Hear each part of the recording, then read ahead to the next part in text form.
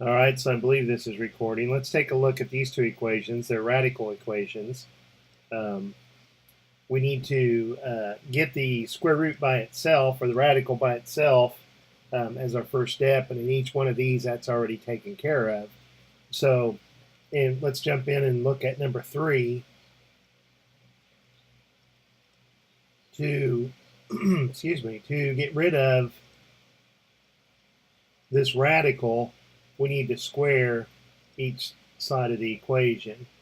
And when you do something that's a non-invertible operation, you introduce the possibility of extraneous solution. So we're going to have to check our answer. On the left-hand side, when we square that radical, the radical goes away. On the right-hand side, we have x squared. So this quadratic equation, let's get it in standard form. We'll try to first factor it, and if we can't factor it, we'll complete the square, do the quadratic formula, because that will always give us a solution. Subtract 3x from each side, subtract 18 from each side. When the leading coefficient's 1, it's generally much easier to factor. Two numbers that multiply together to give us negative 18, that add to give us a negative 3. We've got x minus 6 times x plus 3. And that gives us possible solutions of x equals 6 and x equals negative 3. But we need to check those.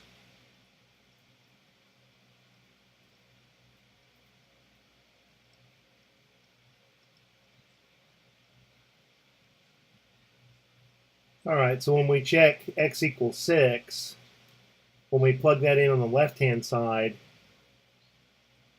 we've got 3 times 6 plus 18. And the question is that going to equal 6? Well, 3 times 6 is 18, and 18 plus 18 is 36, and the principal square root of 36 is 6, so that checks. So x equals 6 is definitely in our solution set. Well, let's take a look at this x equals negative 3, and I think you'll see that it's not going to be in the solution set. On the left-hand side, we have 3 times negative 3 plus 18. But on the right-hand side, we have negative 3. And already, even though over here I can see that 18 minus 9 is the square root of 9, this symbol is the principal square root. The principal square root of 9, by definition, is always positive. It will never equal a negative number. So this is extraneous, and this is not in our solution set. It is a mistake to believe that the square root of 9 is equal to plus or minus 3. And the reason that I think has been ingrained into some students' head, if we take a look at an easy equation like x squared equals 9, they have left out an important step. When you go in and take the square root of both sides, when you take the square root of x squared, that's the absolute value of x. And the principal square root of 9, the positive square root of 9, is 3. And this equation has solutions of plus or minus 3. It is incorrect. You know, many times people leave out that step, and they just go from here to here. So students naturally think, well, that the square root of 9 is positive or negative 3, because it is true that 9 has 2 square roots. When you verbally say, what are the square roots of 9, it is correct to say 3 and negative 3. But this symbol has a special meaning. It has a definition, and it's saying what is the positive square root of 9. And I think that many people just don't understand that very well. All right, so I'm going to erase all this, and let's come in and take a look at number 4. We can see that it's similar to number 3. The square root is already by itself, so we're going to square both sides of this equation. Be careful that when you square a binomial, exponents don't distribute. On the left-hand side, we have x plus 3. And on the right-hand side, if you have x minus 3 times itself, you'll get x squared minus 6x plus 9.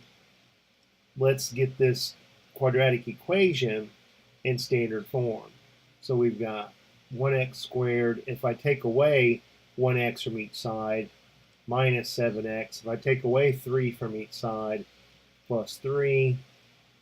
And this factors to x minus 1 times x minus 6. This gives us possible solutions of positive 1 and positive 6.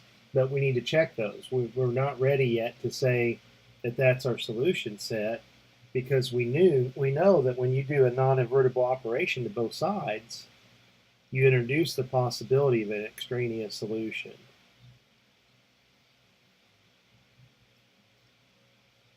So when I come in and check x equals 1, on the left-hand side, I have the square root of 1 plus 3, because it was x plus 3, and I'm replacing x with 1. And the big question is, on the right-hand side, 1 minus 3. Well, on the left-hand side, we have the principal square root of 4, which is 2. But on the right-hand side, we have a negative 2. Positive 2 is not equal to negative 2. X equals 1 is not a solution to this equation. Let's check x equals 6. On the left-hand side, we'll have 6 plus 3. And on the right-hand side, we'll have 6 minus 3. 6 plus 3 is 9, and the square root of 9 is 3. And 6 minus 3 is 3. Hey, that's a true statement. X equals 6 is in our solution set, so there's our answer for number 4. So don't be afraid to ask questions. Let me know if I've made any silly mistakes in these videos, and I can edit them to help other people. I will talk to you later. Bye.